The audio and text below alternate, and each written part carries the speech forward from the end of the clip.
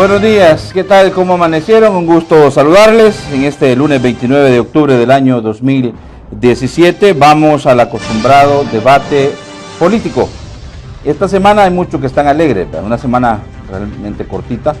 Está en medio, por supuesto, el feriado del Día de los Santos Difuntos, próximo jueves 2 de noviembre.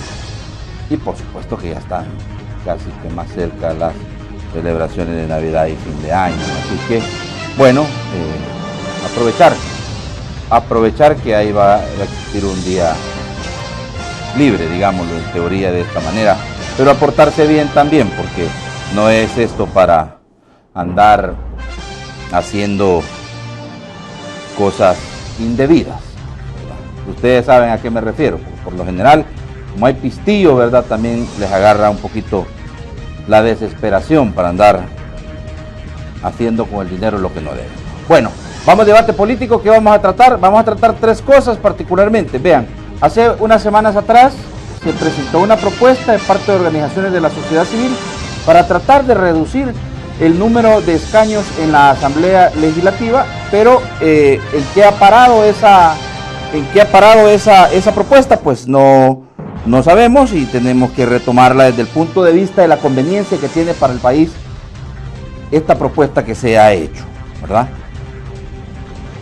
Que intrínseco con esto va el tema de unir las elecciones para que el país no esté sometido a procesos eleccionarios y pocos periodos de descanso, unir las dos elecciones, que trata la elección de presidente y la elección de alcaldes y diputados en una sola, como se hace en otros países, y que tan factible o viable es esto. Por otro lado, tenemos que hablar de el tema del momento. Quien dice, yo insisto, quien dice que sí quieren seguir hablando de Nayib y hay que hacerlo. Si anoche a las 10 de la noche la esposa de don Eugenio, bueno, compañera de vida, don Eugenio Chicas, rompió el silencio y salió a dar su versión en referencia a lo que está aconteciendo y tildó al señor alcalde de San Salvador de mentiroso y dijo que no es su hijastra y que tampoco se acompañó con él antes de cumplir los 18 años. Tenemos que hablar, por supuesto,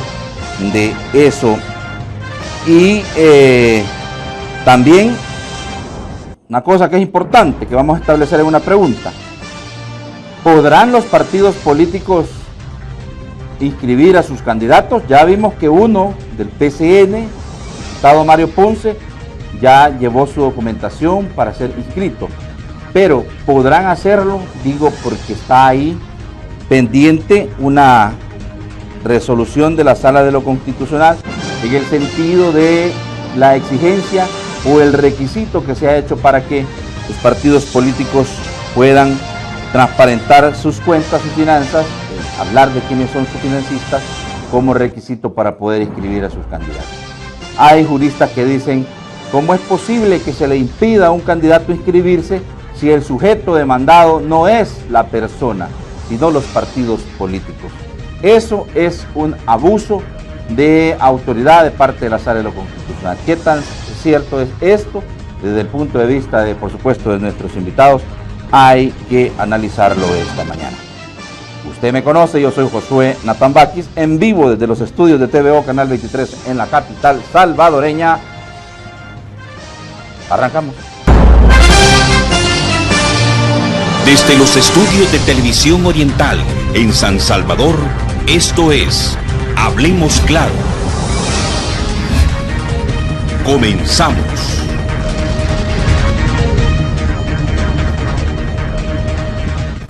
Muy bien, vamos a rápidamente lo último.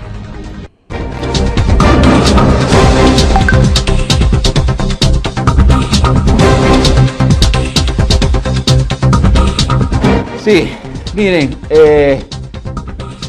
para no perder la costumbre o para nunca sin falta, como dicen, ¿verdad? Los muertos a la orden del día. En el municipio de Huizúcar se continúan registrando hechos de violencia, derramamiento de sangre. Ustedes ven ahí esa escena, corresponde a el asesinato de padre e hijo que fueron ultimados con armas de fuego dentro de su vivienda ubicado en el caserío Jobo, Cantón La Lima.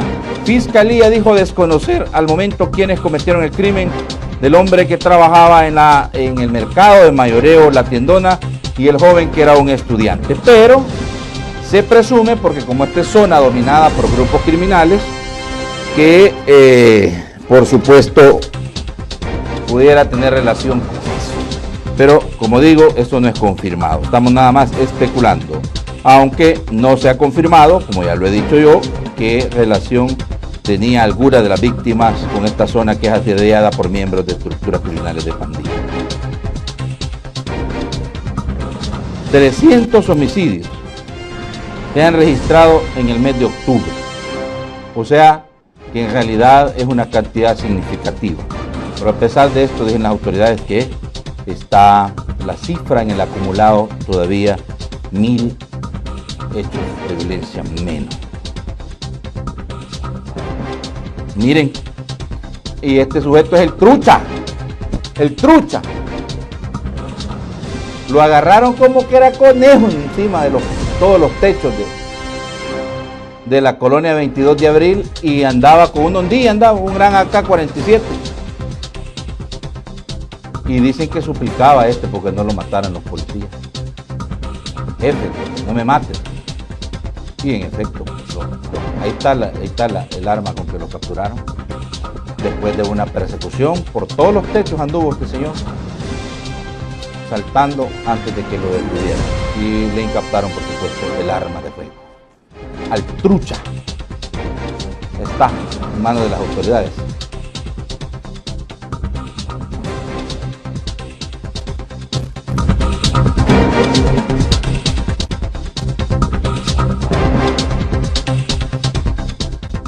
Fíjense que solo para agregar información en referencia a esta captura, hace tan solo 2 meses este señor había salido de un centro penitenciario y no paró de cometer delitos. Hoy regresa nuevamente y lo más seguro es que, por supuesto, pase otra temporadita detenido. Así es. Muy bien, perfecto. Gracias, producción. Hemos empezado bien la semana, ordenaditos. Doctor Jorge Martínez Menéndez. Hemos empezado con pie derecho. Pie izquierdo, pie derecho, doctor. Ya ni sabe, ¿verdad? Ordenadito, como usted dice. Buenos días a todos. Dios los bendiga. Bendiciones, doctor. Gracias por estar con nosotros. Doctor Paul Steiner. ¿Qué tal, Nathan? Un saludo a todos. Mucho gusto. Buenos días a todos los que nos están. Y el doctor Félix Ulloa. Buenos días, muchas gracias. Ya los extrañaba, ya los extrañábamos. Semana corta, ¿verdad? Sí, vacaciones de... Ya, el Día de los Difuntos. Día de los Santos Difuntos, así es. Pero miren, una reflexión inicial para el Día de los Santos Difuntos, porque son celebraciones arraigadas en nuestra sociedad, ¿verdad? Pero el tema de la muerte en nuestro país, aparte de ser un negocio, porque ustedes ven en las afueras de medicina legal, en las afueras de los hospitales, que ahí están los que venden los ataúdes, en combo le dicen ahora a usted, ¿verdad? Se ha vuelto un negocio por la gran cantidad de muertos que hay, pero particularmente digo yo en esta fecha, doctor, y tenemos que terminar octubre con más de 300 homicidios, una situación que ya para muchos es normal, o para la sociedad salvadoreña es relativamente normal. Sabemos claramente que no es así, ¿verdad, doctor? No puede ser normal que haya un promedio de más de 10 muertes por día. Vivimos en una guerra, ya esto está igualando o superando las mismas muertes que se producían durante la guerra civil. Pero hay medidas que no se han tomado. La organización territorial del aparato del Estado no funciona y eso no se toca. Tenemos 262 pequeñísimos municipios en un pequeño territorio, lo cual es una condena al país al subdesarrollo y a la pobreza. Sobre todo que después de la Constitución de 1983, que le dio plena autonomía a los municipios, estos quedaron sin contactos prácticamente con el Ejecutivo. Antes, los alcaldes tenían ese contacto con su gobernador, y el gobernador tenía el ascendiente sobre jefes departamentales de los ministerios sociales. Y cualquier auxilio, ahí estaba el pronto y eficaz auxilio del gobernador. Aparte de que había una unidad técnica en el Ministerio del Interior para ayudarle a los alcaldes, ya sea desde capacitando a los secretarios municipales, capacitando a los mismos alcaldes y dándoles el apoyo del gobierno central. Pero luego de la Constitución de 1983 quedaron a la deriva las alcaldías y en medio de una guerra también. Y 3 años después se creó el ISDEM, o sea que pasaron 3 años sin nada que hacer. Y el ISDEM no hizo nada tampoco. Es más, la unidad técnica del Ministerio del Interior, que tenía el personal que conocía cómo se hacía ese trabajo, fue dejada abandonada del Ministerio del Interior. Y el ISDEM nunca cumplió las funciones que hacía el Ministerio del Interior. Y hasta la fecha el ISDEM únicamente lo que hace es pegarse al FIDL y estarles entregando dinero sin ningún control, cuando ese dinero debería ser para el desarrollo, ¿no? Dinero que se están usando por alcaldías hasta como garantía de créditos, y se menciona que hay alcaldías que tienen pignorado esos fondos, tienen esos fondos ya comprometidos con deudas hasta para el año 2028, o sea de que están completamente a la deriva, y la función del alcalde, del gobernador, perdón, supuestamente la iba a hacer el Consejo Departamental de Alcaldes, el CDA, que tampoco ha funcionado. Entonces tenemos que las alcaldías solamente se dedican a 2 cosas, al cementerio y al registro civil.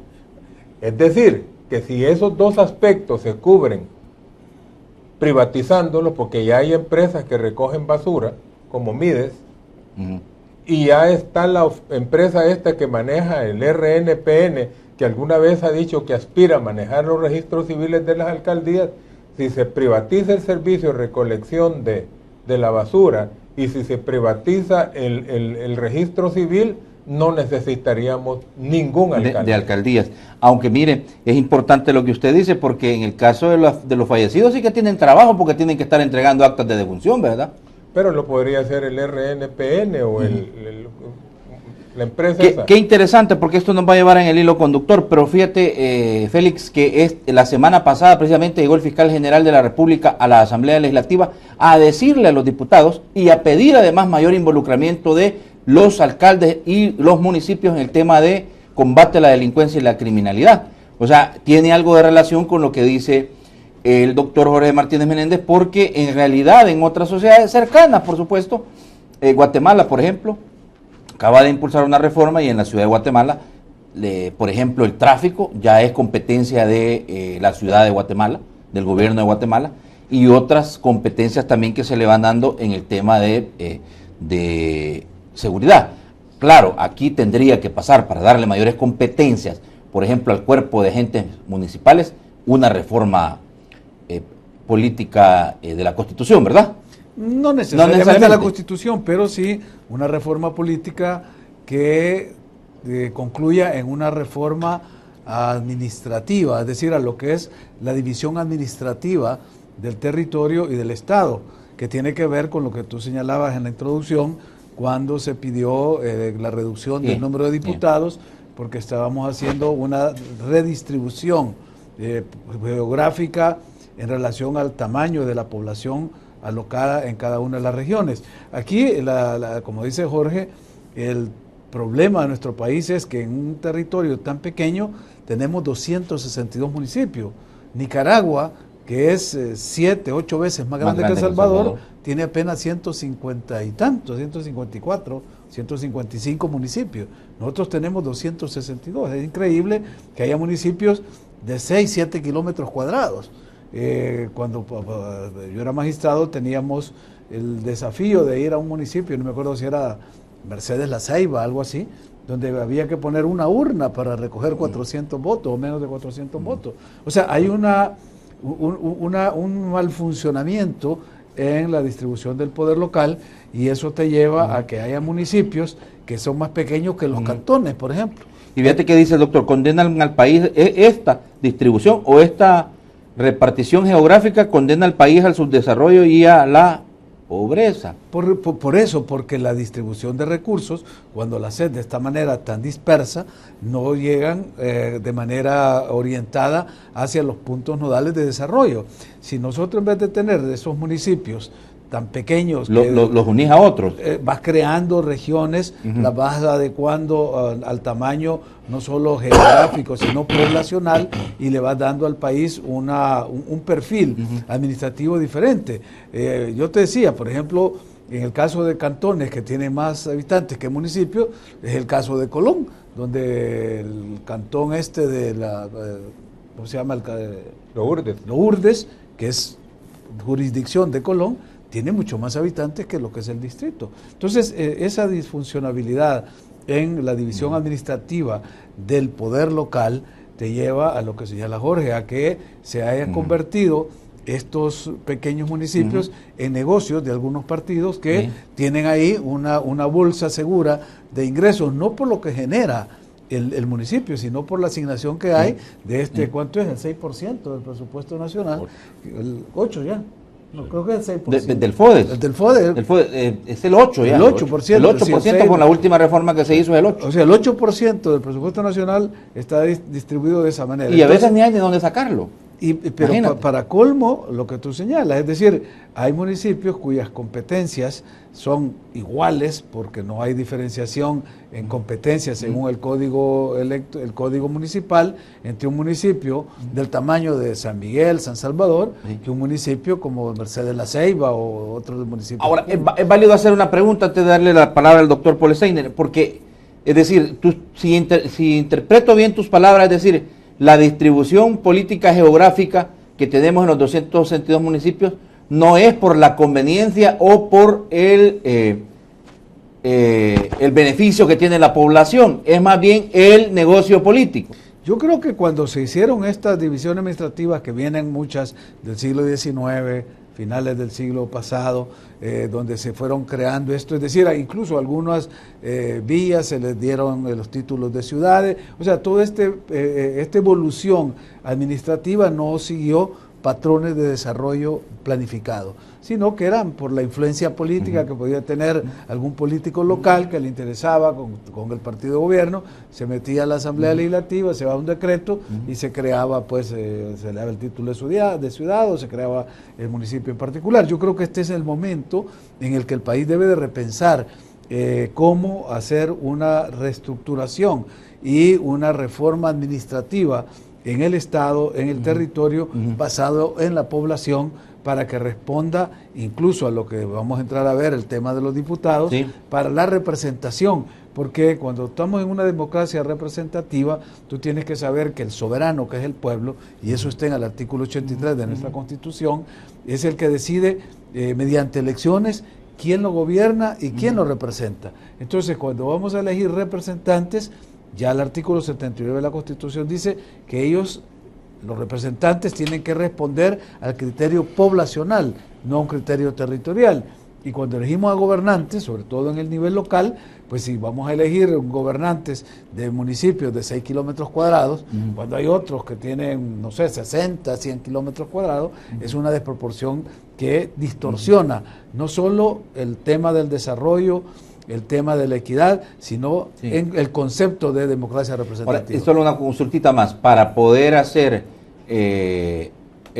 la distribución territorial, administrativa, más pequeña, es decir, esos municipios que tú decís tienen 6 kilómetros cuadrados y pues no realmente se convierten a veces hasta en una carga para el Estado, porque en realidad dependen sobremanera del fondo que les entregan, el denominado FODES.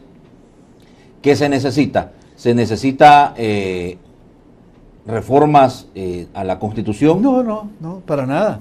Estos son reformas de leyes secundarias. Es decir, basta establecer mediante una nueva ley fíjate que desde hace años me he venido planteando la necesidad de una ley que tenga que ver con el buen uso del escaso territorio que tenemos, porque no solo es el problema de la distribución o la división administrativa, es el uso de la tierra. Imagínate cómo hemos sido de procaces en la destrucción de nuestro territorio, que el Valle de Zapotitán, que podía darle de comer a todo el país de Centroamérica, ahora es una plancha de cemento, porque se han hecho fábricas de urbanización y todo, cuando son zonas de cultivos que deberían de haberse sido protegidas por el Estado. El Estado es el dueño del suelo, entonces, y del subsuelo. Por lo tanto, debió haber ido el interés público sobre el interés privado de las empresas que lograron ir vendiendo eso en base a que aquí se dice, bueno, yo tengo la libertad de disponer de mi patrimonio. No, es que la libertad se garantiza, dice, la propiedad privada en función social. Paul, esto pasa por voluntad política, ¿verdad?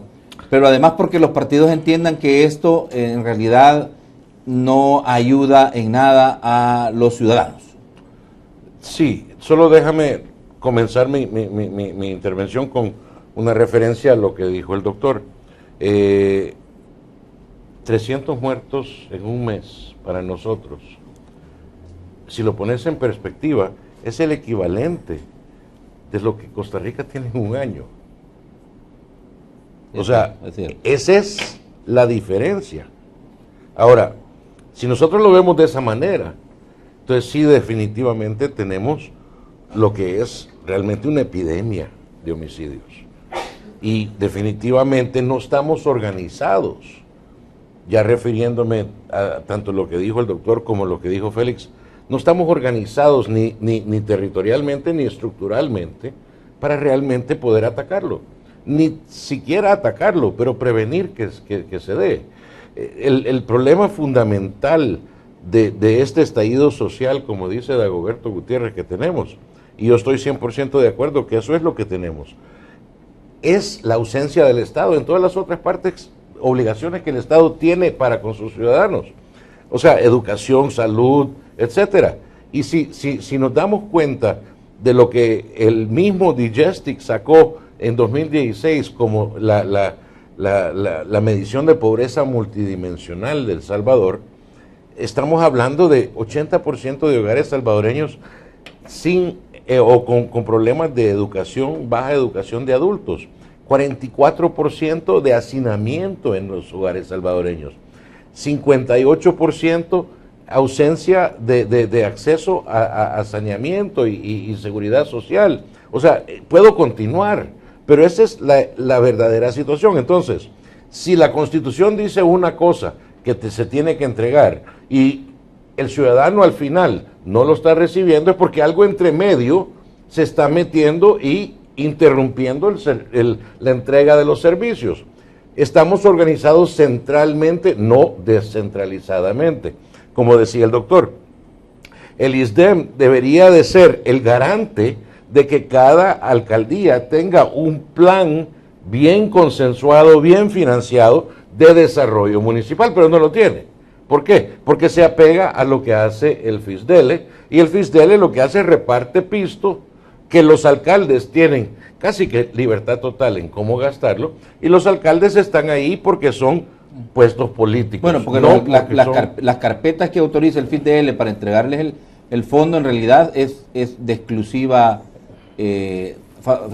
elaboración de los municipios. Exacto. Por la autonomía. Y si te das cuenta, ¿cuáles son las responsabilidades de un alcalde? Por eso es que nunca tenemos buenos o malos alcaldes, porque no tienen nada que hacer.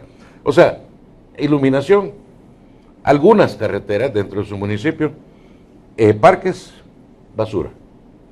Y un poquito de orden municipal a través de su CAM. Pero eso es todo. Miren lo que sucedió en Colombia cuando hicieron el cambio, porque ellos tenían el mismo desorden que nosotros. Hicieron el cambio, descentralizaron los servicios primarios, salud, educación, seguridad, y de repente la calidad de vida en Colombia comenzó a crecer. El orden en Colombia comenzó a crecer y la gente comenzó a desarrollarse como ciudadanos un poquito más que vacas. ¿Por qué? Porque si no es llegar los servicios primarios a la ciudadanía, estás cultivando ganado, no población. Lo que tenemos ahorita es una exclusión tremenda de una gran mayoría de ciudadanos. ¿Sabes qué? Yo hice un análisis ayer de los datos proporcionados por el Seguro Social y las AFPs. Tú sabes que de 4.9 millones de salvadoreños, solo 95,000 ganan más de $1,000 al mes. De 4.9 millones que estamos en edad de trabajar, solo 95,000 ganan más de $1,000 al mes.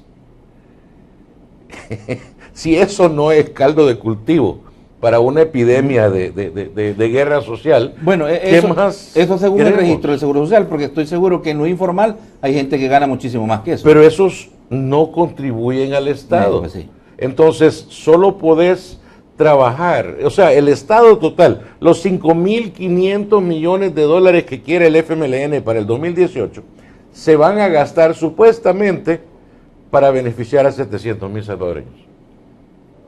Porque son los únicos formales que hay. Y hay 4.2 millones de salvadoreños que no están contribuyendo a esos 5.500 millones de dólares de presupuesto. Imagínate que de repente todos jaláramos nuestra parte de la carreta parejo. ¿Cuánto pisto tendríamos para desarrollar Ahora, el país? pongamos en contexto este escenario, es decir, la redistribución administrativa y política, se puede decir, del territorio, pasa por reducir el número de municipios. Sin duda alguna, esa debería ser la apuesta, doctor. Pero eso además permitiría darle mayores, pero también, o sea, no eso per se solo no ayuda en nada. Lo que hay que hacer es hacer una descentralización verdadera de las competencias que el Estado tiene y trasladarlas algunas, ya con esa nueva distribución administrativa, al alcalde, al municipio. Efectivamente, si tenemos menos municipios, estos van a tener una mayor capacidad de gestión. Por ejemplo, quiero decirle que aún antes de 1983, cuando siempre habían 262 municipios, habían 37 municipios que eran jefaturas de distrito. Y esos 37 representaban a los 262. Era una medida inteligente ante esa dispersión de municipios. Y ya eran los gobernadores en sus respectivos departamentos en donde se relacionaban con esa barbaridad de municipios. Por ejemplo, en Chalatenango hay 33 municipios. Yo estuve viendo el mapa de Chalatenango, unos municipios tan chiquitititos que es una desconsideración tenerlos así. Si hubiese unos 50 municipios, por ejemplo, y que no digan los partidos pues que van a perder ascendientes. No, porque si ganan 2, 3 de los chiquitos, con uno grande de 50 que ganen, tienen más control territorial. Sí. Pero otra de las cosas es esa dispersión de municipios y esa falta de control administrativo por parte del aparato del Estado sobre el territorio ha posibilitado también la pérdida de control territorial. Si tuviésemos 50 municipios, perfectamente y se reorganizaran las funciones del gobernador departamental, tendríamos nosotros un mejor ensamble entre el gobierno central y los municipios. Por otra parte, repartir ese dinero, ese 8%, solo porque lo piden las alcaldías, como lo hace FIDL e ISDEM, el FIDL tiene un compromiso con el desarrollo local. El ISDEM dice que es el Instituto de Desarrollo Municipal, pero aquí no hay desarrollo. Si yo ya dije, los municipios hace muchos años tenían 6 atribuciones, incluyendo el manejo del agua, sí. Pero cada vez han ido perdiendo más y más atribuciones. Por lo tanto, si no se fortalece el municipio o el municipalismo, sí. Perfectamente se privatizan, como ya les mencioné, lo de los registros civiles y lo de la recolección de la basura, y no hay necesidad de tener alcaldes en todo el país. Es necesario. Y bueno, y si creamos 50 municipios, perfectamente podríamos elegir 50 diputados, uno por cada distrito, sí. Municipal. Sí. Y ahí sí sabría la gente de cada municipio quién es el diputado que lo representa. Bueno, pero imagínense ustedes que hace cuánto que presentaron esa propuesta, Félix. Eso en enero de este año, pero eso que no, pero pero es importante lo que plantea Jorge. 50 distritos, 50 diputados. Sí, pero es que ahí sí entramos en la necesidad de una reforma constitucional, Ajá, porque lo que la gente reclama es decir, yo quiero saber quién es mi diputado, que haya un distrito y de ahí salga el diputado, cambiaría el sistema de representación proporcional, que es el sistema que actualmente está por Constitución. Y si vamos a buscar distritos uninominales, o sea, donde sale un diputado por distrito, hay que reformar la Constitución.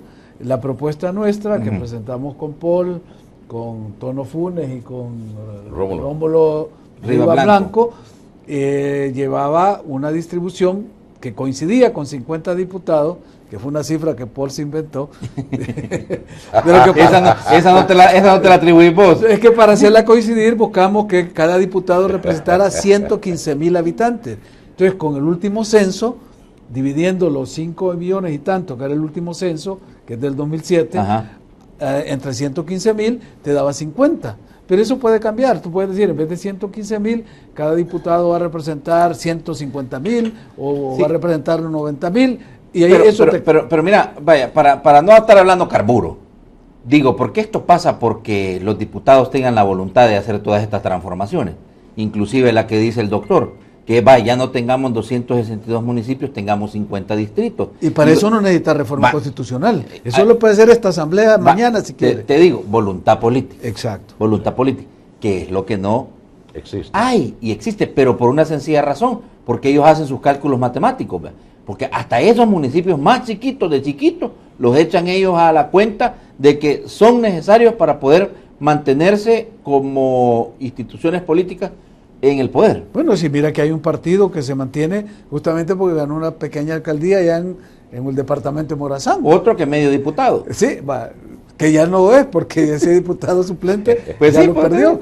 No, entonces, claro, cuando tú ves que hay esa visión tan estrecha, tan limitada de la política y del desarrollo, entonces, y esa es la gente que decide, ¿qué puedes esperar? Es decir, por más iniciativas ciudadanas que haya, como la que presentamos con Paul y estos otros dos ciudadanos, y que le demostramos a la Asamblea varias cosas. Primero, que no había necesidad de una reforma constitucional, porque eso podía ser una objeción. Ellos lo podían resolver con un dictamen favorable de la Comisión de Reforma Electoral. Segundo, de que el número de 50 podía modificarse a 52, a 48, porque querían esa cifra no está escrita en piedra. La fórmula es la que presentamos. Lo que representa la los fórmula. 115,000. Exacto. No, la fórmula de cómo calcular. ¿Cómo calcular? Tú decides. Es más, si quieren, pueden poner por cada 100,000 habitantes habrá un diputado y te sale el número de diputados que querés. Y además, la distribución por regiones, porque el artículo de la Constitución, cuando dice que el sistema electoral tendrá como base la población, no está diciendo que son los departamentos. Entonces, pero estos diputados que además en el registro electoral no todos votan. Pero es que es inconstitucional. Estos diputados son inconstitucionales y los que vamos a elegir son inconstitucionales, porque estamos eligiendo los del departamento de San Miguel, los de Cabañas, los de Santana, y eso no es así. La Constitución dice, es la población la que se representa, no el departamento. Entonces, seguir insistiendo en una representación departamental es seguir asignándole al territorio la unidad de distribución de diputados y no a la población. Oíme, a pesar de las reformas que a la fuerza les impuso la Sala de lo Constitucional y que tuvieron que hacer los diputados la distribución de voto por rostro, voto por marca, eliminar la plancha nacional, porque le decían ellos, le estamos devolviendo el poder al soberano, le estamos devolviendo la competencia que tiene el ciudadano de decidir por quién vota, que no sea solo por la bandera. Y eso es correcto, y eso es lo que vamos a hacer, pero el problema es que los vamos a ir a elegir escogidos de los departamentos, y eso es la inconstitucionalidad, porque no podés escoger, no podés establecer el territorio como base de la población, como base del sistema electoral, es la población. Si tú agarras la población de cada departamento y la dividís por el número de diputados que actualmente tenemos por cada departamento, lo que está diciendo Félix es que básicamente hay una proporcionalidad totalmente incorrecta. Cada departamento tiene un nivel de representatividad muy distinto. Entonces vas a tener en un caso un diputado que está representando que 45,000 en Cabañas y otro que está representando 20 y pico mil, 98,000. Entonces, esa discrepancia es lo que es inconstitucional. Porque la Constitución te está pidiendo una representatividad pareja para todos y una proporcionalidad relacionada con la población, no con el territorio. Y ahí es donde estaba el meollo de la propuesta que nosotros presentamos en enero. Sí. Corregir eso. ¿Por qué? Si tú ves las encuestas que tenemos, las hemos tenido ya todos los años y el número de personas que dicen los partidos políticos y los diputados no me representan. Eso está creciendo cada vez que se hace la pregunta. ¿Por qué? Porque estructuralmente nuestro sistema electoral está diseñado para no representar a la población correctamente. ¿Por qué? Porque lo han mutado. Sí. Lo Ojo, han... pero que no significa que no sea, el diputado no sea electo. Es electo por un grupo de gente que mayormente es su voto duro, su voto concentrado, pero no por la gran mayoría de la población que según las encuestas dice que no es, pues. Pero eso es comportamiento electoral a diferencia de bueno, pero vota la gente por ellos. Pero eso es porque así se comporta la gente, no porque así está diseñado el sistema. El sistema está diseñado con un mal precepto de representación y proporcionalidad que se presta a que los extremos dominen. ¿Por qué? Porque en algunos departamentos tiene mucha menos gente que puede elegir a un diputado que en otros departamentos donde necesita un gran montón más. Pero a fuerza de ser honesto, porque yo tengo en mis datos la propuesta original que ustedes hicieron o el anuncio que tú hacías, Félix, donde tu propuesta es que existieran 4 circunscripciones electorales, una por cada región del país, occidental, central, paracentral y oriental, y en ese contexto tú decías en aquel momento que de acuerdo a los números que 11 diputados saldrían de región occidental, 24 a la central, 5 para la zona central y 10 para la zona oriental, para un total de 50 legisladores, que no estás casado con esa cifra, pero más o menos eso. Y tú decías que con esta, y ahí voy, doctor, para que nos ayude usted, con esta distribución fácilmente no necesita una reforma constitucional, más que la voluntad política de los diputados para poder empujar estas drásticas modificaciones a la distribución administrativa y política del país. Bueno, y esa es una propuesta muy viable porque no requiere ninguna modificación constitucional, solo leyes secundarias que lo puede aprobar la Asamblea Legislativa. Pero lo que preocupa es la situación caótica que vive el país y que así como realmente vamos derechito al colapso, que no es ni siquiera una cuestión de largo plazo, pero no se hace nada, no se hace absolutamente nada. Deberíamos estar preocupados cómo recuperamos el control territorial del país. Este es un compromiso que tiene la Fuerza Armada de mantener la soberanía nacional. Se está perdiendo el control territorial y hay zonas controladas por la delincuencia. Lo que dijo el fiscal general es eso, control territorial y mayor participación de los municipios para el combate a la delincuencia y la criminalidad. Claro, pero los municipios, así como están ahorita, no pueden participar de eso. Es más, cuando hubo esa crisis económica del FODES, de que no había dinero para pagar el FODES, es que salían por los medios la cantidad de alcaldes del país diciendo que no tenían ni para pagarse el sueldo. Esa fue una prueba. Para pagar la luz, decían otros. Pues sí, porque hay alcaldes de municipios chiquitititos que yo creo que no alcanzan a recolectar $6,000 en impuestos por tributos municipales, pero el alcalde gana 6,000 mensuales, gana más que el presidente y se los paga del FODES. Eso sí es cierto. Entonces, y el FODES no es para eso. No es para eso. Aparecieron una cantidad de alcaldes, especialmente incluso de municipios circunvecinos a San Salvador, manifestando que no tenían para pagar sueldos, que no tenían para esto, no tenían para lo otro. Cuando es bueno, esos municipios no tienen capacidad de planificar actividades porque están uno al ladito del otro. A estas alturas debería haberse ya hecho. San Salvador es una ciudad grande, producto de una unión de hecho de 14 municipios. La ciudad de San Salvador no puede salir de sus problemas, porque a la vuelta de la esquina hay un municipio u otro.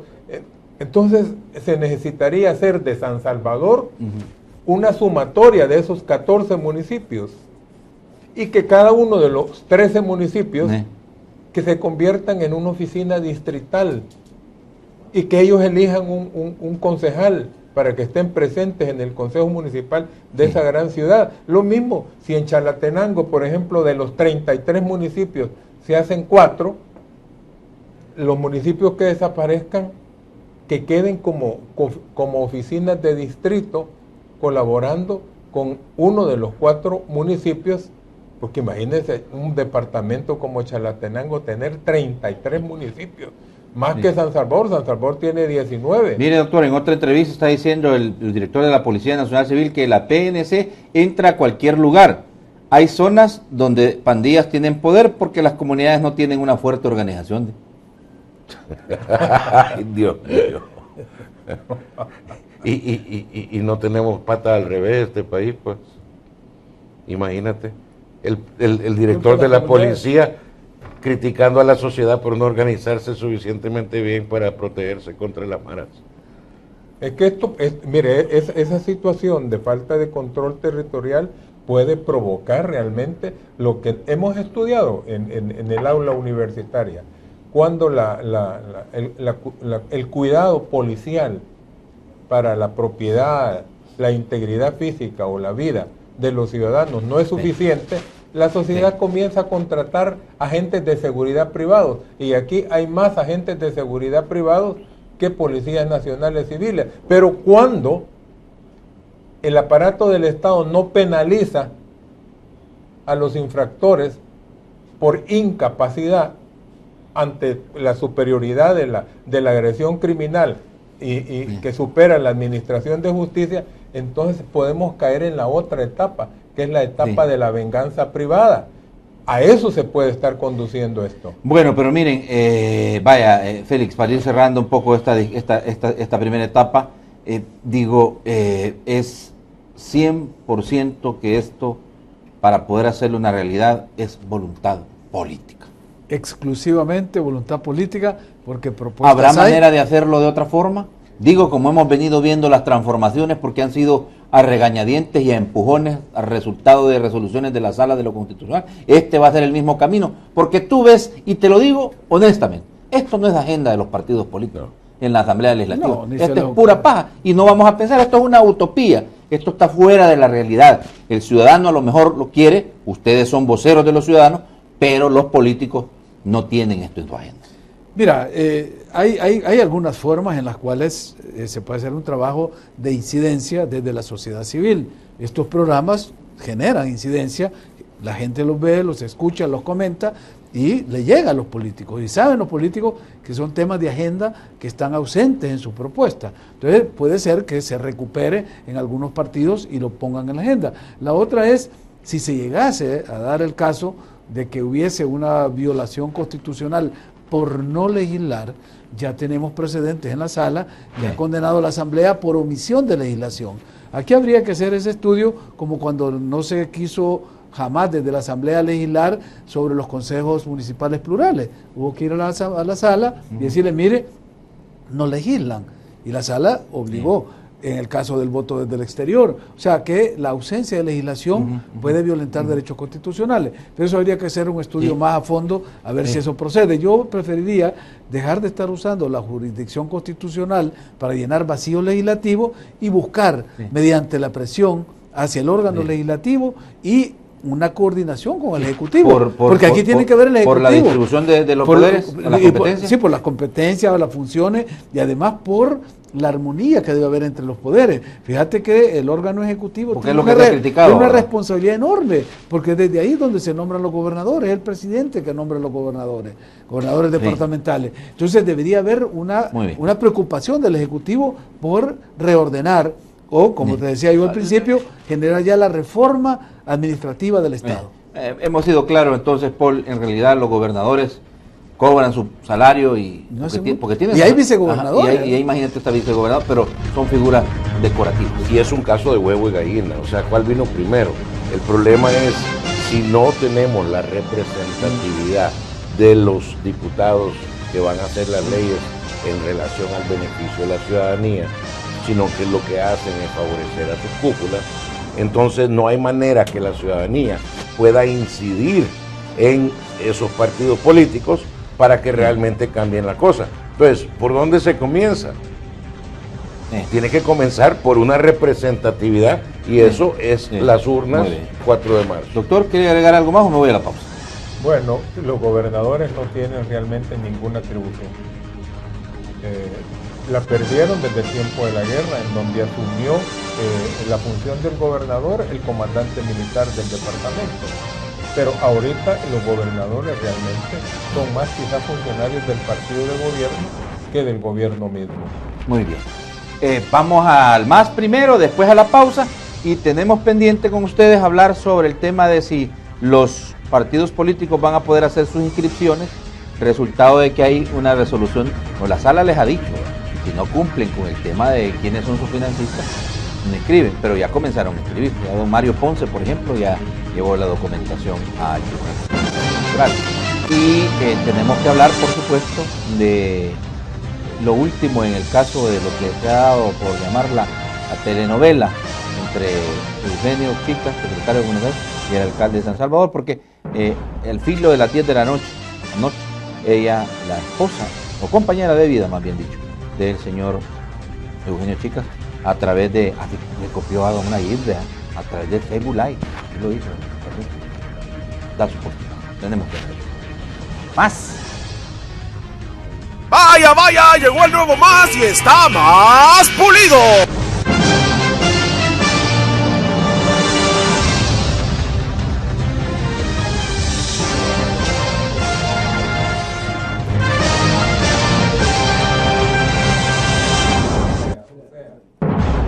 Fiestón en San Miguel comenzó en octubre realmente, la fiesta novembrina. Bueno, es la fiesta más importante internacional. Allá en San Miguel va a estar centrada ya la atención. Ola de asaltos en la ruta 205 Sonsonate y San Pedro Perulapán pasaron matando, pasaron matando desde una moto. Atacan a balazos a un hombre que esperaba sentado a su papá. La policía afirma que era patria española. Y conoce tus derechos al estar embarazada. Página 18. Deberían de leer muchas. 200 niños nacen, dicen, diario. 200. Bastante, ¿no? Bastante. Vamos a la pausa. ¡Hasta mañana, pues! El nuevo más de tu lado.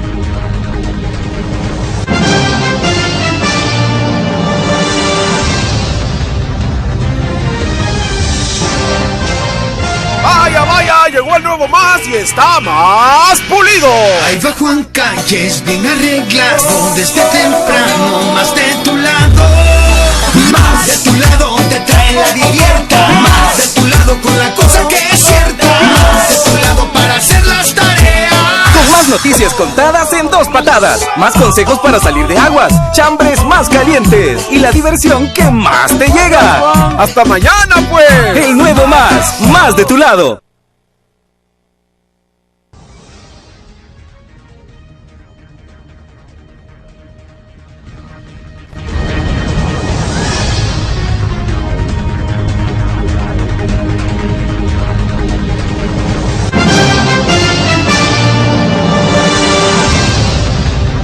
En realidad el video dura casi 5 minutos.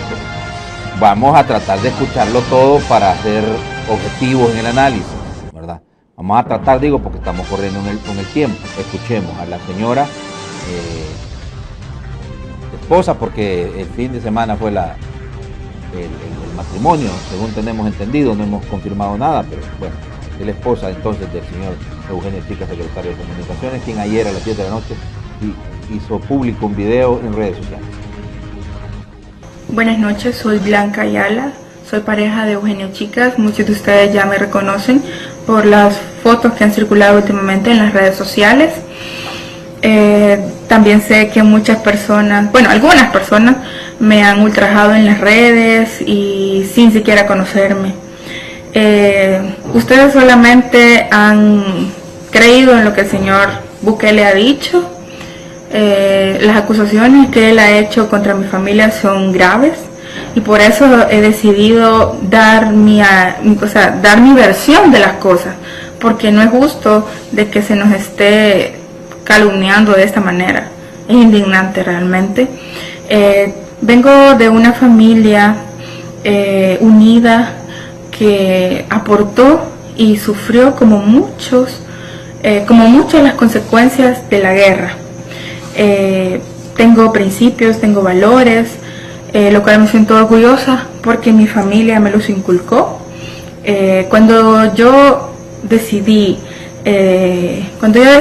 hacer mi vida con Eugenio, yo era mayor de edad y mis padres estaban conscientes de la decisión que había tomado, aparte que conocen perfectamente cómo es él. Es una persona responsable, es una persona con, no sé cómo explicarlo, no sé, a mí me llena, me hace feliz, hace feliz a mi familia. Es una persona correcta, que es lo mejor. Me siento orgullosa de que mi hijo tenga un padre como el que tiene y me indigna totalmente de que, a la familia se nos mezclen en cuestiones políticas. No es justo, porque la familia es sagrada, señores. La familia se cuida y eso, a nadie se le puede atribuir. Decirles también de que yo no soy su hija de crianza y mucho menos su hijastra. Que les quede claro, tenemos un hijo al que amamos con todo nuestro corazón y nos sentimos orgullosos del hijo precioso que tenemos, y me indigna totalmente como madre lo que a mi hijo se le está haciendo en las redes sociales, por las acusaciones que el señor Bukele hizo. Mi hijo fue expuesto ante las redes sociales y me duele, y sé que todas las personas que tenemos hijos nos duele que nos toquen a nuestros hijos. Pero Eugenio tiene poco tiempo, viene a trabajar, duerme a nuestro hijo, juega con él, le dedica el poquito tiempo que le queda, pero es el mejor, el de calidad. Y espero que los hombres que ya lo critican, pues, y que tienen hijos, le dediquen tiempo, jueguen con ellos, les cuenten cuentos, que canten, no sé, y a esas mujeres también que me critican, espero en Dios que tengan un hombre que las respete, que las valore y las traten por igual. Realmente no es fácil todo esto para mí, lo que estamos pasando como familia, y pues decirle, yo como joven y como muchos jóvenes, me indigna la actitud que el señor Bukele tiene. Por ejemplo, pues la actitud que tomó contra mi familia. Realmente yo creí que era un político diferente, pero está dejando mucho que desear, porque está usando las mismas tácticas de la vieja política.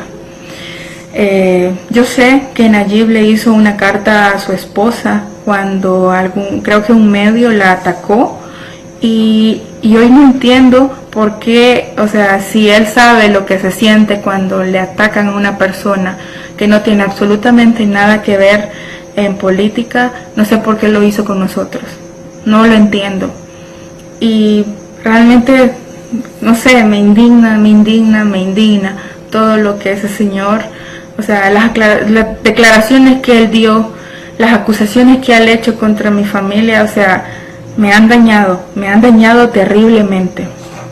Sé que hay cosas más importantes, pero realmente yo no fui a los medios de comunicación a decir mentiras, yo no fui a los medios de comunicación no sé, realmente yo no pedí nada de esto, y soy una mujer que cree en Dios, y sé que Dios nos está dando fuerzas para avanzar en esta situación que son pruebas, ¿verdad? Y espero que Dios nos guarde y guarde a mi familia, ya que por las acusaciones que ese señor hizo, mi familia ha estado en riesgo en muchos aspectos. Pasen buenas noches. Fíjense que vamos a partir de una cosa en particular, ¿verdad? el estar ventilando este tipo de casos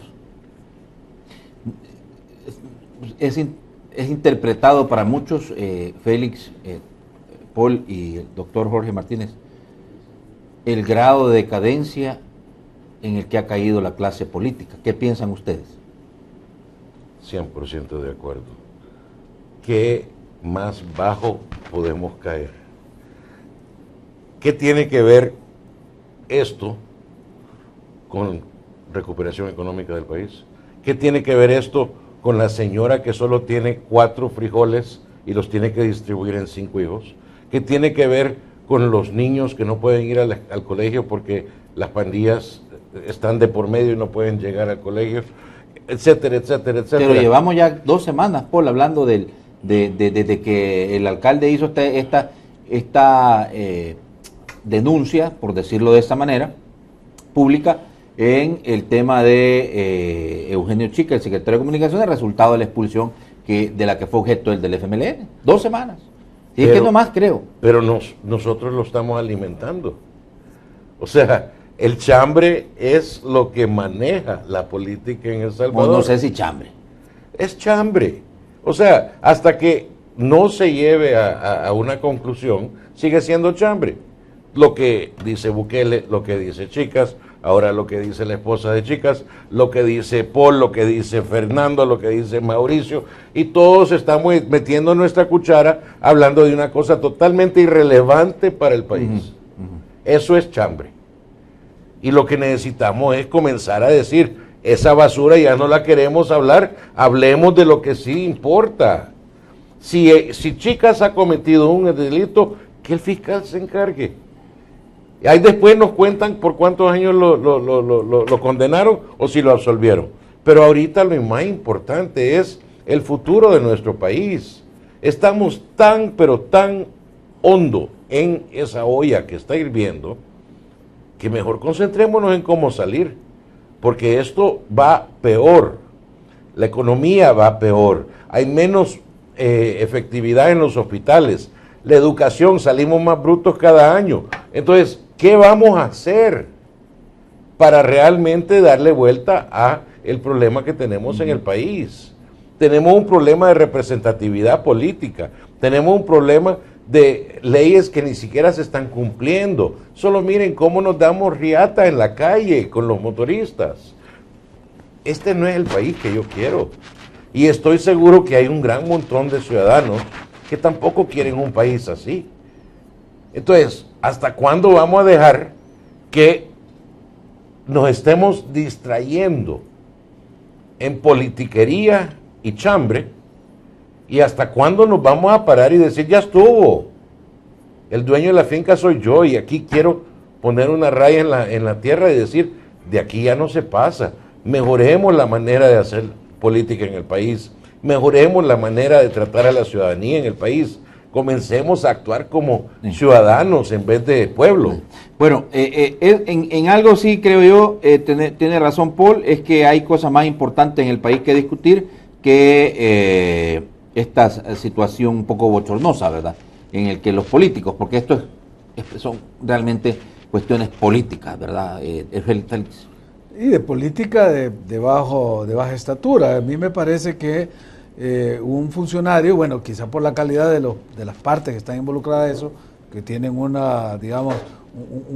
rol público y que están sometidos al escrutinio aún en la vida privada de ellos, es que valió la pena en un momento determinado que esto se conociera, pero como dice Paul, que se ventile en las instancias correspondientes. O sea, no vamos a establecer un juicio mediático y decir si una persona es culpable o no es culpable desde una tribuna de medio. Esto está ya llevando un curso judicial y se trata, fíjate bien, se trata de delitos de carácter privado, delitos contra el honor, que se inician a instancia privada. Entonces dejemos que sean las partes las que lo resuelvan en la instancia correspondiente y dediquémonos a ver los grandes problemas del país, porque realmente se ha invertido, como tú decías, mucha energía, se han escrito ríos de tinta, horas de televisión para un problema que sigue como telenovela. Ahora, quiero rescatar algo de lo que dijo la esposa del señor Chicas. Dice, Yo creí que el señor Bukele era un político diferente, porque en realidad es él el que ha metido esto en la agenda. Sí, yo creo que esa parte es rescatable y verlo, y ahí yo me sumaría a la misma preocupación. Es decir, yo quisiera saber cuáles son las nuevas ideas que Nayib Bukele ofreció la semana pasada cuando anunció su movimiento. Entonces me gustaría saber más cuáles son esas nuevas ideas, cómo las está planteando, que una cosa que fue, yo no sé si él fue casi obligado a entrar en este debate, porque cuando se le acusó de parte de la Secretaría de la Mujer del FMLN de haber agredido y haber hecho una agresión de género y sexual a una concejala, es decir, ahí el mecanismo de defensa es, ¿por qué me atacan a mí si hay otra persona que tiene un delito mucho más grave? Sin decir nombre todavía. Es decir, cuando empezó esta novela, empezó porque se inició en las filas del partido, donde, como él lo dijo, ya se había presentado acusaciones contra este funcionario por este caso y el partido no había dicho nada, que era una situación más grave que lo que había sucedido en el incidente de la alcaldía. Entonces, como un reflejo, como un mecanismo de defensa, él dijo, me están tocando a mí por una cosa menor, cuando hay una acusación más grave y el partido se hace ¿Tú validas entonces la reacción? No, yo no lo valido, yo cuento la historia para que nos vayamos al origen, porque esto tiene un origen. Sí. O sea, no creo que Nayib tenga nada en lo personal o político con Eugenio, para nada, es decir, ni ha sido. Hola, pero mira, es que la verdad es que allá en mi pueblo dirían que se lo llevó entre las patas, pues. Es decir, ¿dónde se origina el problema? Que no era el problema. O sea, el problema no era Eugenio, era la expulsión, era el proceso. No, y la razón de por qué, porque la razón era por haberle faltado el respeto a una compañera. Ajá. Y el partido no tolera aquí a los derechos de la mujer, dice el derecho de la mujer, pero miren, ha habido este otro caso, y aquí ni el ISDEMO, ni la Secretaría de la Mujer, ni la Secretaría del Partido ha dicho nada. Entonces, era como decir, no, miren, están buscando una excusa para expulsarme, porque la razón que me dan no es tan grave como esta otra, todavía sin decir nombre.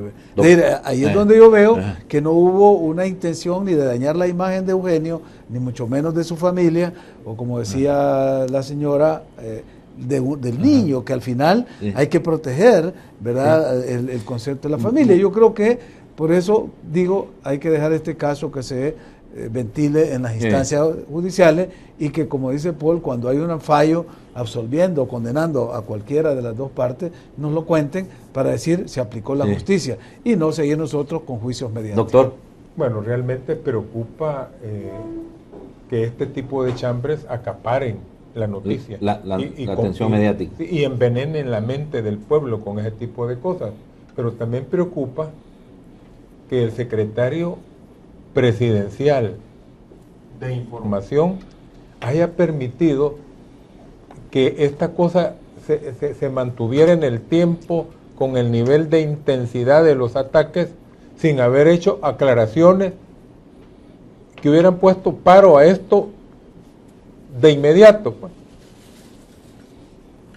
Si él hubiera dicho, mira, aclaraciones? Mira, sencillo, esta es la partida de nacimiento de mi mujer. Aquí está, es mayor de edad y cuando se unió conmigo y cuando nació el niño ya era mayor de edad. Lo que están diciendo es mentira. Incluso es que creo lo que está buscando hacer, porque en el juicio eventualmente eso va a tener que suceder. Bueno, pero a mí me dio la oportunidad de creer en el secretario Eugenio Chicas cuando él ante las imputaciones fue a la fiscalía, porque resulta de que un hecho que están imputando a través del chambre es que es constitutivo de delito. Y cuando él va a la fiscalía uno dice, bueno, realmente lo que está haciendo hace entender que es inocente. Pero creo yo de que siendo el ataque mediático, la respuesta debió haber sido más a tiempo. Y más oportuna, creo usted. Más oportuna. Incluso la aclaración de la señora de Chicas me parece que es demasiado larga, demasiado discursiva Y tal vez poco sustanciosa, ¿verdad? Y poco sustanciosa. Creo yo de que pudo haber sido mejor. Es decir, soy fulana de tal, nací en tal fecha, tengo tantos años de edad, tuve a mi hijo cuando yo ya era... Pero perdón, doctor, ¿quién somos nosotros para hacer a quienes ellos se deben? No, hombre, es que eso es lo que está mal de la manera de hacer política. Bueno, pero ahí ve uno. No somos nosotros los jueces, no somos nosotros. ¿Qué nos importa a nosotros? ¿Qué edad tiene ella? ¿Qué edad tuvo ella? Ese es el chambre, y hasta que nosotros no dejemos. No, pero yo le digo, el que no aclara, o sea, pues, es como que ¿Qué le debe él a usted para aclararle a usted? No meter ni la... No, pero es que él es un funcionario alto del Estado. Él maneja, pero está ahí para funcionarios, no para su familia. Él maneja la comunicación del presidente de la República, y cuando no maneja muy bien, ni siquiera en legítima defensa, su propia comunicación, entonces dice uno, bueno, no debemos permitir que esto suceda. Y parece ser que hay una línea bien delgada entre lo privado y lo público de un funcionario, digo. Estás expuesto en vitrina, pues. Claro, se está expuesto, pero yo creo que debería haber respeto por la familia, sí, y deberíamos decirle a los políticos, bajen los canastos, señores. Es necesario hablar de cosas como las que estamos hablando antes nosotros. Exacto. Eso es importante. Sin ofender a las señoras canasteras, ¿verdad? Porque dignamente van con los canastos a vender al mercado. ¿Sabe? Yo creo que a veces ellas hablan cosas más importantes y más inteligentes que nosotros. Pero sí, solo un punto que a mí me gustaría hacer, y perdón que lo interrumpí, doctor, porque no fue correcto. Todos, yo creo que no hay nadie que no nos esté viendo que no quiere que se cambie la manera de hacer política en el país. Yo estoy seguro que hay gente más que harta, más que hastiada de toda esta politiquería que nos ha invadido nuestro día a día, y realmente lo que hace es envenena nuestras mentes en vez de ayudarnos a pensar en cómo salir de esta olla que nos está hirviendo a todos. Pero hay que cambiar la manera de hacer política haciendo una política distinta, no actuando de una manera bochornosa. Ahora, dime que te diré sobre la situación de un funcionario y su estado familiar, primero, no tiene absolutamente nada que ver con política. Segundo, no le compete al alcalde Bukele irlo acusando. Si él tiene algo que lo indigna sobre eso, debió haber ido a poner un aviso en la fiscalía, no sacarlo en televisión. No se hace una corrección a algo malo haciendo otra cosa mala. Y eso tenemos que aprenderlo todos. Y esta no es la primera vez que esto sucede. Esto sucede todo el tiempo. ¿Cuántos ataques a candidatos, a precandidatos, ataques a otros funcionarios? Dejémonos de la politiquería y concentrémonos en arreglar los problemas que tenemos. Bueno, como que si no tenemos suficiente. De mi parte creo yo que hasta aquí vamos a llegar, hasta el video de la señora. Ya no vamos a hablar más del tema, la verdad es que hay que dejarlo en manos de los tribunales. A ver en qué esto desencadena, aunque creo, doctor, que bastante razón tiene usted sobre el esquema que debe de existir para que inmediatamente existe una acusación, pues el funcionario señalado salga a dar las explicaciones en referencia a esto. Evidentemente Eugenio también ha tomado un camino que, digo, para muchos ha sido el correcto, es ir a los tribunales y dilucidar en los tribunales este bochornoso capítulo en donde su familia se ve mayormente afectada. ¿Verdad, Fel? Yo creo que eso es lo correcto. Y como tú decís, cerremos esta página, veremos el fallo de la justicia, los tribunales, y demos vuelta a la página y pasemos a las cosas importantes. Bien. Pausa la segunda y hablamos del tema último, que era, por supuesto, la situación de los partidos y que ya deben de comenzar a inscribir a sus candidatos. Regresamos, la segunda, no me cambien.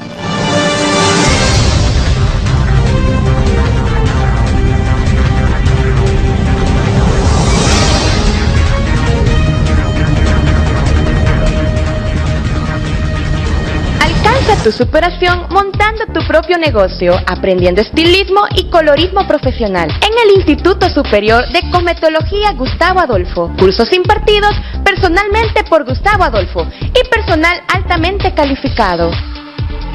Infórmate al 2515-0459 y 2124-0174 y consulta por nuestros horarios.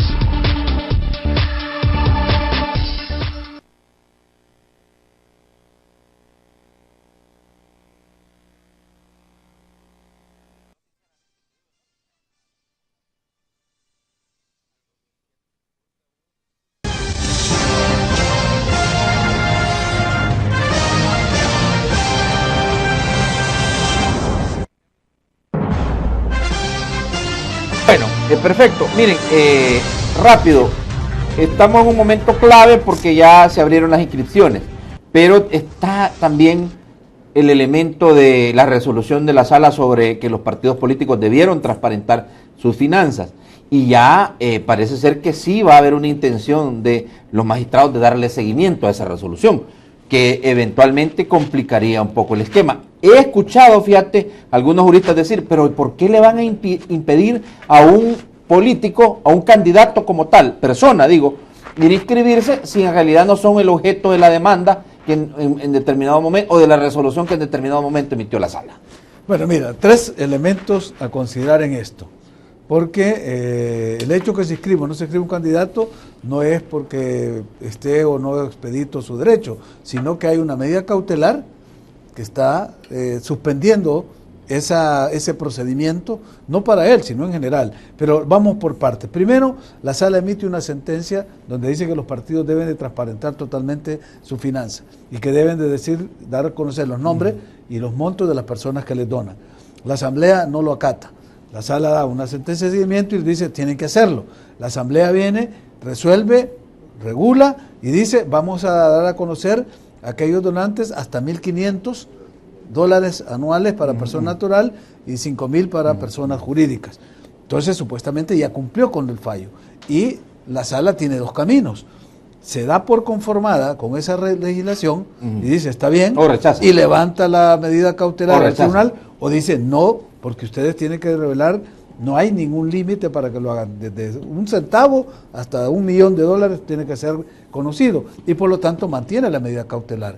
Ese es el escenario en que estamos. Ahora, antes de llegar a esa decisión, hay un punto intermedio, y es lo que ha pedido el presidente de la Asamblea Legislativa al presidente del órgano ejecutivo, que no sancione ese decreto, que lo vete o que lo observe, porque no están de acuerdo en que haya ese límite. Entonces estamos en un impasse que se vence el 1 de este mes, o sea, ya dentro de 2 días. Miércoles, que es el plazo que se dio para que el presidente lo vete o lo observe y lo devuelva a la asamblea, o lo sancione y lo mande al diario oficial. En ese momento la sala tendrá que pronunciarse. Ahora, pregunto, ¿qué papel juega el Tribunal Supremo Electoral? Porque en cuestiones meramente, estrictamente electorales, es la máxima autoridad. Sí, pero es decir, puede ser que el tribunal diga, no señores, ustedes aquí no tienen fiesta velen este entierro, entonces que inscriban. No, es que justamente la medida cautelar es para el tribunal. Pero el tribunal, siendo la máxima autoridad, no puede desacatar. O sea, porque hay una cuestión, el tribunal no puede caer en desacato de una sentencia de la sala o de una medida de la sala, y el tribunal tiene que esperar a que la sala levante la medida cautelar o la confirme. Y en el momento en el que estamos, doctores, ¿qué va a hacer el presidente de la República? Si va a sancionar ese decreto que aprobaron los diputados sobre hasta cuánto es el monto en que se va a poder revelar quién es el que financia. Bueno, el presidente tiene esa facultad, vetarlo, sancionarlo u observarlo. Claro, la petición del presidente de la Asamblea es de que lo vete, ¿no? Veremos, ya que hay una proximidad entre el partido del presidente de la Asamblea con el partido del presidente de la República, que a lo mejor sea atendida. Pero indudablemente, aunque el tribunal sea en el tema electoral la máxima autoridad, no quiere decir que escapa al control de la constitucionalidad por parte de la Sala de lo Constitucional. Está la resolución de la Sala y está la condición esa. O se cumplen las condiciones o ellos van a tener dificultad para inscribir candidatos y para recibir la deuda política. La medida cautelar dice que no pueden inscribir. Claro. Ni recibir financiamiento. En eso estamos. Claro, esa es una ley, porque las resoluciones de la sala en el tema de constitucionalidad son de estricto cumplimiento y de observancia general. O sea, son leyes de la República. Pero con el tiempo encima, digo yo. Pues sí, pero y estamos en esto y estamos viendo a un presidente del Tribunal Supremo Electoral echándole la culpa sobre las complicaciones que hemos tenido en las últimas elecciones a la sala de lo constitucional y la sala de lo constitucional defendiendo. Pero perdón, estamos hablando de un fallo desde hace 3 años. O sea, esto no se puede decir que ahorita la culpa es de la sala, perdóneme, no, el fallo se hizo hace 3 años, más de 3 años, porque la demanda fue 2013. Entonces, obviamente, la voluntad política, regresando al tema de siempre, no ha existido para cumplir el fallo. Ni siquiera han legislado y ni siquiera han revelado. Recuérdense que al FMLN se le recalentaron los impresores, no pudo revelar su información. Arena, de repente la mitad no la pudo encontrar y de ahí estaban los otros que cuando eventualmente los presentaron también tenían problemas. Yo creo que ahorita solo hay un partido que ha cumplido todo. No recuerdo, uno de los chiquitines, ¿verdad? Pero el punto aquí es, ni siquiera han cumplido de hecho, ni tampoco de obligación de legislar. El plazo fatal era, entiendo, 1 de noviembre. 1 de noviembre. Ahora, para cumplir con la medida cautelar. Claro, la sala la puede extender. Tenían que haber revelado y legislado. No han hecho ninguno de los dos. La legislación que han hecho es bochornosa porque lo que hace es permite la pulverización de los fondos como que el lavado de dinero y deberían de conocer mucho mejor que eso. Pero yo creo que al final la pregunta es, ¿por qué nunca ha habido una verdadera consecuencia de no cumplir los fallos? Y aún todavía no existe, solo la medida que ha establecido la sala. Yo como ciudadano estoy muy agradecido porque yo pienso que ningún partido político con el riesgo de ser financiado por un narcotraficante y se rehúsa a demostrarme que todo su dinero es lícito, no debería de participar en una contienda electoral porque no quiero que me de repente comience a representar a alguien financiado por un narco. Y en Guatemala ya sabemos que más del 35% del financiamiento de partidos políticos se demostró. Déjenme recibir un par de llamados porque están sonando las líneas y vamos a escuchar de verdad que en el segmento de opinión ciudadana. Buenos días, su comentario, ¿de dónde me llama? Muy buenos días, habla el doctor Omar Pastor. Adelante, doctor. Sí, nada más que a los buenos y directos amigos que están en el panel, quiero decirles lo siguiente, y al pueblo en general. Habla el doctor Omar Pastor. Sí, adelante, doctor, adelante. Y a los directos amigos del panel, quiero decirles lo siguiente. Si el tribunal no llega a incumplir esa orden de la sala de lo constitucional, está cometiendo delito y pueden ser antejuiciados por incumplimiento de la ley, ya que están desobedeciendo una orden judicial.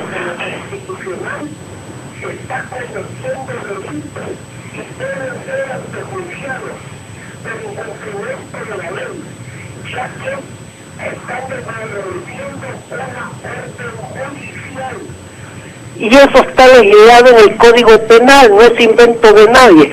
Así es que tengan mucho cuidadito estos señores del Tribunal Supremo Electoral. Para terminar, solo quiero decirles lo siguiente, mis buenos amigos. Aquí en El Salvador,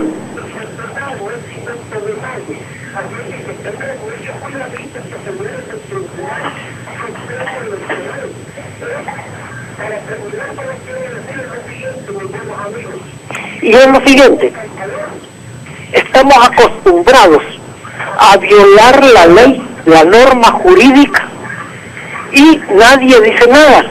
Pues yo creo que llegó el momento, ya que estamos en una situación en que está despertando el pueblo, de que debe castigarse a cualquier funcionario público, sea quien sea. Bien. Muy buenos días. Buenos días, su comentario y de dónde me llama. Buenos días, yo le llamo de San Salvador. Adelante. Fíjese que yo lamento mucho que al doctor Martínez se le haya interrumpido su intervención cuando estaba hablando del caso del señor Eugenio Chicas. Ajá. No fue correcto, todos los panelistas tienen derecho a hablar. Sí, adelante. Bueno, yo quiero decirle que los funcionarios tienen que ser ejemplo en este país. Porque por ahí está un muchacho preso que se llevó una niña de 15 años de la playa del Majagual. Entonces, ¿qué estamos haciendo en este país? Pues nuestros funcionarios tienen que ser ejemplo para la ciudadanía salvadoreña. Pero si ellos están haciendo cosas así, ¿qué queda para los demás? Así es que lo lamento mucho, doctor Martínez. Usted es una persona muy educadísima. Buenos días. No lo interrumpió bien, hombre. No fue, era parte del debate, hombre. Buenos días, su comentario, ¿de dónde te llama? Buenos días. Adelante. Adelante, amigo. Bueno, muchas gracias. Buenos días, Natán. Felicitaciones por el programa. Adelante. Yo solamente una pequeña consulta ahí al doctor Félix Ulloa. Ajá. Yo recuerdo en las entrevistas anteriores, le he dado seguimiento a todas las participaciones de él, y recuerdo que él planteaba lo que hacían los diputados en Costa Rica, en donde hay que limitarles el número de periodos, porque el problema es ese, que lo han tomado como un patrimonio la política y no le dan oportunidad a más gente. Entonces no sé qué pasó, si le dio seguimiento, o porque es el único abogado que realmente nos ha representado en esas inquietudes negativas que tiene la política. Gracias. Gracias. Buenos días, su comentario, ¿de dónde me llama? Hola, ¿qué tal? ¿Cómo está? Buenos días, a los panelistas también. Y bueno, soy licenciado Juan Carlos Amaya y catedrático universitario. Sí. Fíjate que te voy a hacer un fuera de la situación. Sí. La fortaleza, los únicos que están fortaleciendo aquí son las pandillas y los pícaros, ¿verdad? Los malacates. Las oportunidades, no hay oportunidades para la gente honrada y nuestra juventud. Sí. Muy bien. La debilidad en lo político, económico y social, hay una decadencia increíble. Y las amenazas, el pícaro sale de la cárcel y el honrado entra. Y la cárcel son castillos y lugares poéticos para los maderos. Y a lo mejor, chicas, con todo respeto, pues ahí pedito tierno y como decía la costumbre de este país, aquí el problema es que la costumbre predomina. Gracias a todos, los felicito, éxitos y vamos adelante por nuestros niños y nuestros jóvenes y nuestras niñas. Muy bien, gracias. Buenos días, su comentario, ¿de dónde me llama? Buenos días, estoy hablando de Sonsonate. Adelante, amigo.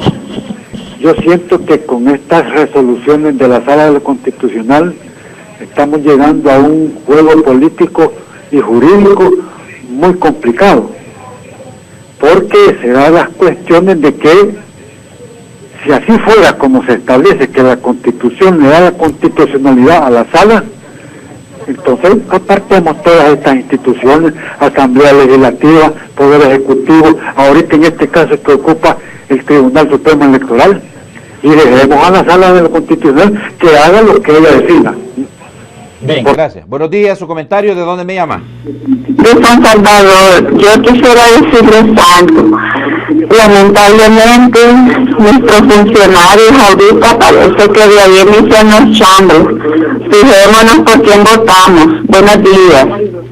Muy bien, voy al Twitter. Chentillo, ¿y por qué no pujar para que la elección de diputados sea distrital? Dice Hilda Hernández, parece mentira, estaré escuchando a Félix unirse al ataque de Naiva, la esposa de Eugenio Chicas. Qué pena, dice. Ernesto Yarvide, no se vale que destruyan una familia. Nayib Bukele vaya a maternidad a ver a las mujeres, a las adolescentes embarazadas. Miguel Pineda, a Félix Ulloa, deberían declarar ingresos los movimientos que buscan colocar políticos en palestra, que es lo correcto. Don Tony, a los dos abogados, ¿todavía se ocupa el término compañera de vida o es conveniente que abogado asesore hable así la señora? Bueno, esos son los que tengo por el momento. Félix.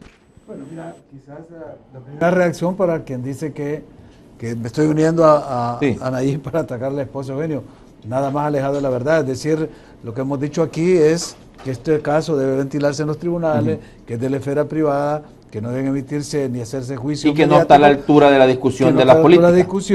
Y lo que traté yo era de explicar de dónde había surgido el problema, que si esto se hubiera tratado correctamente en el partido, no hubiera llegado hasta donde está. Te interrumpo, solo para recibir las últimas dos llamadas, porque si las tenemos en cola. Buenos días, su comentario, ¿de dónde me llama? Buenos días, aquí en Salvador Natán. Adelante. El problema que existe con los partidos políticos, el que tiene los pinchados del PCN, porque tiene gente presa por narcotráfico y eso es bastante grave. Vaya, muchas gracias y Dios los bendiga. Gracias. Buenos días, su comentario, ¿de dónde me llama? Aló, buenos días. Adelante, amigo. Sí, es conmigo, ¿verdad?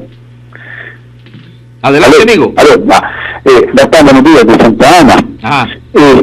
Al doctor Ulloa, yo creo que las alcaldías municipales pequeñas serían las primeras en saltar, porque serían en desaparecer. Imagínense cuántos políticos y cuántos sueldos se vivían ahí.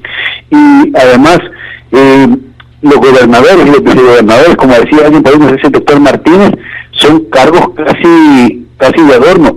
A mí me da, como salvadoreño, me da tristeza y vergüenza ver que un gobernador tenga un vicegobernador. En el caso de la emergencia que se acaba de dar en San Vicente hace poco, aparece el vicegobernador, no están.